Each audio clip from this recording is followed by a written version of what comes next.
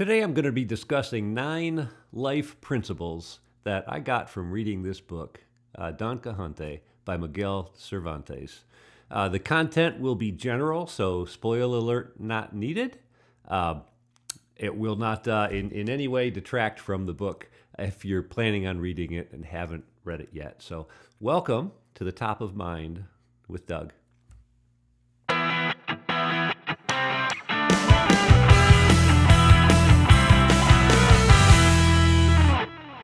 So many people are somewhat familiar with Don Quixote, and they perceive it to be kind of a child's story, kind of simple, slapstick kind of comedy.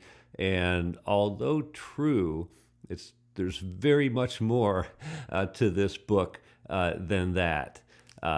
You just can't watch a 2-hour movie and understand what's in the 900 pages here of this book. It's actually quite complex. It contains many episodes. There's layers of stories, layers within layers, and it was an extreme innovation for its time, and it's still a standout for today.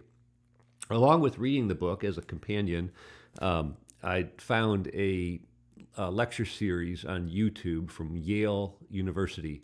There were 24 episodes, 24 lectures of 1 hour each that I thought were quite outstanding, and it provided a lot of insight relative to politics and art and the other goings on of that era when this was written. The professor was Robert Gonzalez Echevarria. So excellent. If you want to look that up. The editor of the book that I read is Edith Grossman, and I just selected this because it had really good reviews on Amazon with something like 25,000 or something bought, I think. But anyway, the Edith Grossman version here I think was just outstanding. So a little background on the book is that the first part of Don Quixote was published in 1605. So kind of wrap your head around that. That was a very long time ago. Of course, that would be in Spain, 1605. The part 2 of the book was released 10 years later, 1615. One very interesting thing is that although this is a fictional work, the fictional characters within part 2 had read part 1, if you can imagine that. And since they read part 1, that tended to influence their behavior because they knew that they were getting written into part 2. So they wanted to kind of put their best foot forward, if you will, on that. So in 2002, there were 100 major writers from 54 countries that voted this book the best work of fiction in the world. So amazing. I'd encourage you, don't just read the stuff that was released yesterday or last year within the last decade. Find some old classics like this. This is just incredible. There's a quote by Harold Bloom. Of course, he compiled the great series, the great books of the Western world. He says, Cervantes and Shakespeare, who died almost simultaneously, interesting enough, are the central Western authors, at least since Dante, and no writer has matched them. Incredible. Think about that. So this, an absolute pleasure to read. I'm not going to go into the storyline and give you a play-by-play. Instead, when I read books, I try to think about, well, what can I learn from this? Is there anything I can apply to my life? Is there something I can think about differently as a result of going through this material? And so what I came out of this were 9 life principles.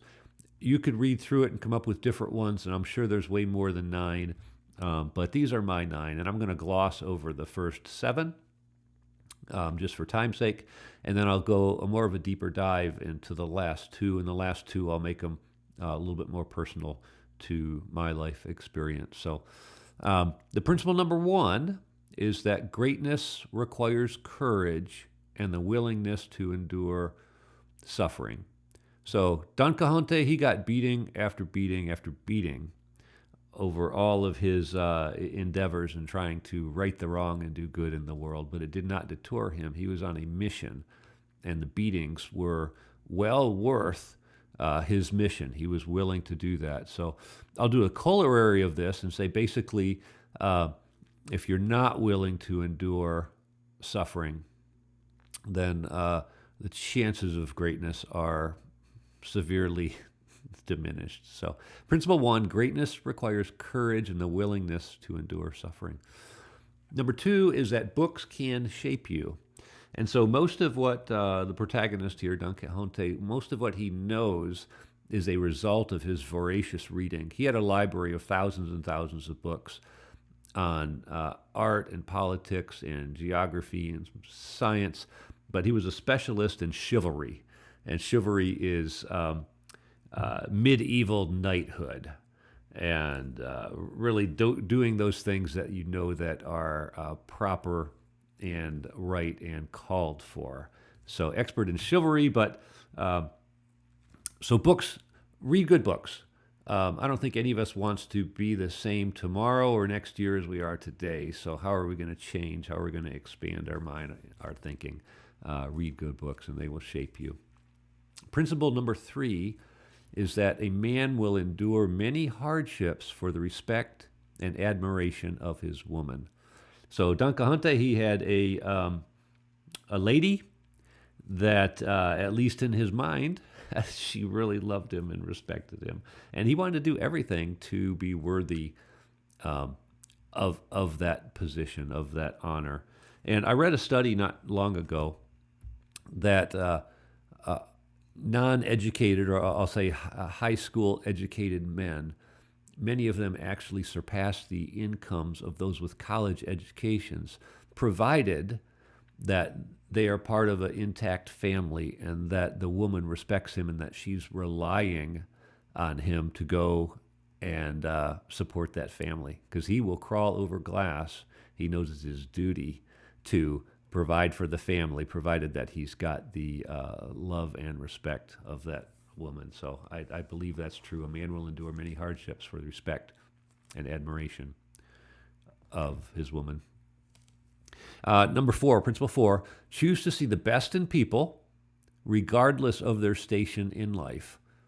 Do not notice them as rich or poor, beautiful or homely, just simply as God's children. And that's what Don Quixote did. He would go into an inn and he would see it as a castle. He would see a prostitute and not recognize the filth. He would see a beautiful lady. And so when he's in the castle, when he was in the inn, he treated it as though it were a castle, and it felt to him like a castle. And when he spoke to the prostitute, he treated her with so much respect. He saw her as a lady. And in kind, she would treat him nice in return. And I have a little story on this, that at work there was a lady in accounts payable that from time to time I would need some assistance from. And she would say, Doug, I'll help you with anything, because before I was in this position in accounts payable, I was the lunch lady. And when I was the lunch lady, you always said hi to me and you cared about my day. She said, so because of that, back when I was just little, you still noticed me and respect me. And so anyway, choose to see the best of people, regardless of their station in life. Principle 5 is that it's admirable and proper to want to leave a legacy.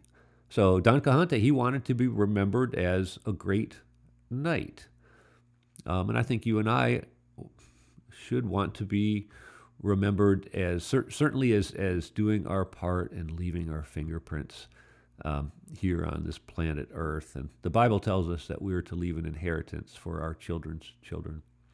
And I'm sure my children are saying amen if they watch this. That's what they'll say. Principle number 6 is that your character will be shaped by the friends you keep. So interesting dynamic in this book. The main character, Don Quixote, he has a sidekick, Sancho Panza. And actually, Sancho gets almost as much time in the book as Don Quixote, a very wonderful character. But they each have different personalities, and you'll see as the book goes on that Sancho becomes a little more like Don Quixote, and Don Quixote becomes a little more like Sancho. They influence each other and become like each other. So think about that in the company that you keep, at least in your close circle, that you're likely to become more like them. So choose wisely. Principle number 7 is that it is okay to be a little bit crazy. I think in life, if someone is 100% rational, they might not have that much fun, because some of the fun in life is, running out in the rain, doing things that just may not make that much sense, but they're fun to do. And so I want to strive to be, I'll say optimistic. Yes, optimistic, rooted in realism, but a little bit of crazy is okay. And without a little bit of crazy, we might not have penicillin, we might not have a cell phone, we might not have self-driving cars, because all these things, or rocket boosters that land on a platform, reusable. This is really crazy stuff. But sometimes crazy people make things happen for the good. So it is okay to be a little bit crazy. These are the final 2 principles for life, and so I'm going to take these a little bit more personal and talk about them a little bit more in depth. So the big things for me to think about out of this book is that life is really an interruption. Life is full of interruptions. And so specifically, number 8, interruptions are part of life. So recognize them and respond intentionally. You can be on your way to the store to do something and you get a flat tire. You can be on your way to do something, get a phone call. There's distractions, things that happen all the time. Some of them little and forgettable, and some of them kind of big. And so I'll say some of the interruptions that I've had. I get to university to realize that dozens and dozens of junior college credits are not accepted. So I've got a year plus work to repeat. Well, that's an interruption. That wasn't in my plan. My sweet, dear mother did everything right. Took care of herself, exercised, died 52 of cancer. I wanted her to grow up and, to see our grandbabies, to spend Christmases together. But there you go. That was an interruption. What are you going to do?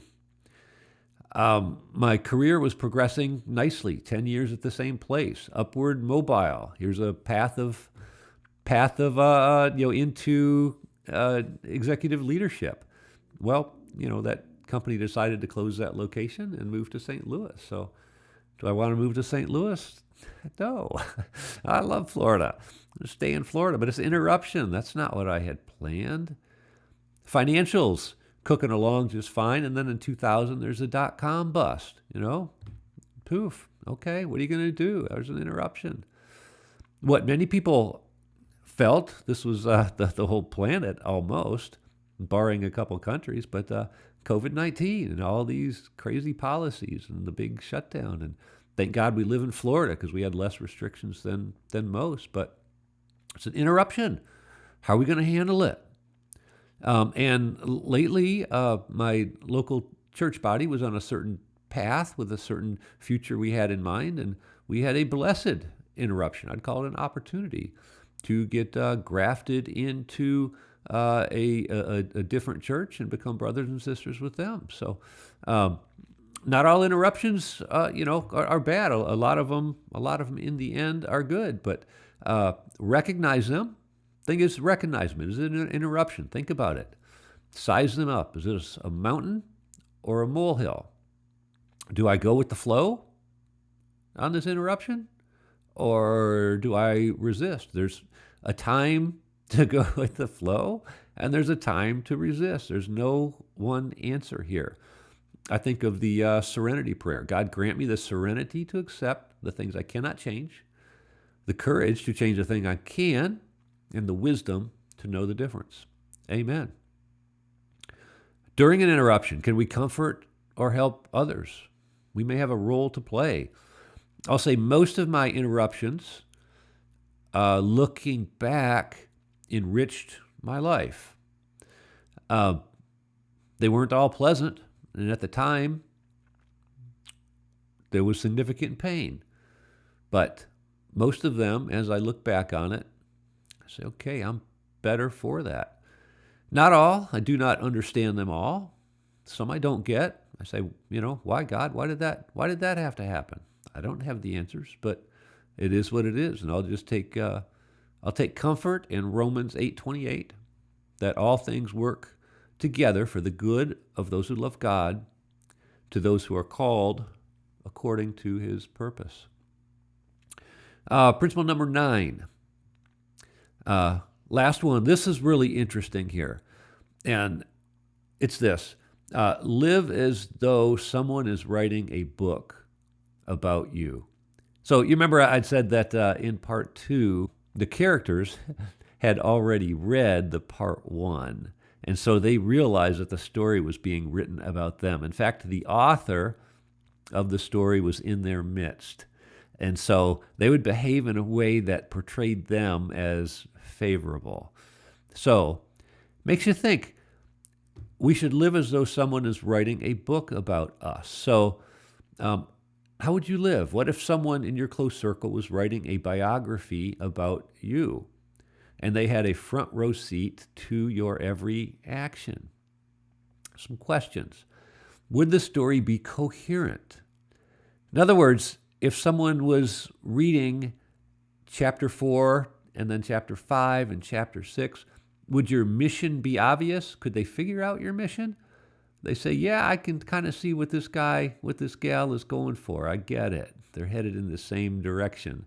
I can tell their values because they had certain values in chapter 1 that are consistent with chapter 7. Or might they say, man, their values just flip-flop depending according to the situation and what the need of the day is. So would your story be coherent? Would it be interesting? Somebody picks up your biography. Would it be interesting?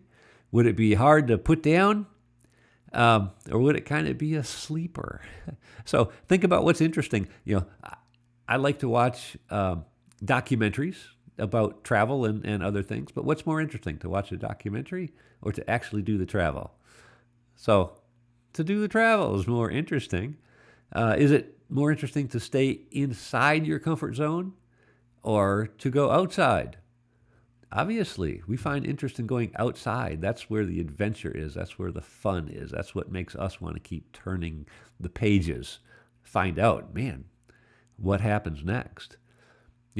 Is it more interesting to be connected with people and groups, or is it more interesting to just be solo and go it alone? And I would venture to say it's more interesting to be with people in groups, and I'm a touch of an introvert, so I have to work at this one a little bit. But let's be connected. Would your story encourage? Would somebody be uplifted by reading it? Would it provide something to emulate? Would somebody read your story and say, man, that's great. I got some good tips out of that. I want to try. Here's A, B, and C. Would it be grand and courageous and risky, or small, timid and safe? Would it be full of joy and forgiveness, or kind of lukewarm and cynical? Nobody wants to read that stuff. Let's be joyful and forgive. And my prayer is that I would want my story just to consistently glorify God. That's what I strive for and what I come up short with. But that is my focus. That's what I want. Lord, forgive me for my shortcomings. So I think my story personally is okay, but reading this book made me realize that I can do better. So I'm going to end this with a few quotes. There's so many things that are notable and quotable from this book, but I'll have a few of them here from Don Quixote and then some from Sancho Panza. So first from Don Quixote, too much sanity may be madness. Think about that. The truth may be stretched thin, but it never breaks, and it always surfaces above lies, just as oil floats on water. The truth never breaks. To do good to villains is to pour water into the sea. I guess don't throw your pearls before swine. 'Tis the part of a wise man to keep himself today for tomorrow and not venture all his eggs in one basket. From Sancho, those who play with cats must expect to be scratched. At night, all cats are gray. And one of my favorites, it is not with whom you are born, but with whom you graze. And I'm very thankful that I graze with some pretty good people, some pretty good friends. And I love you all. And thank you for being part of this Top of Mind with Doug, Don Quixote. If you haven't read it, consider it. You won't regret it. Until next time.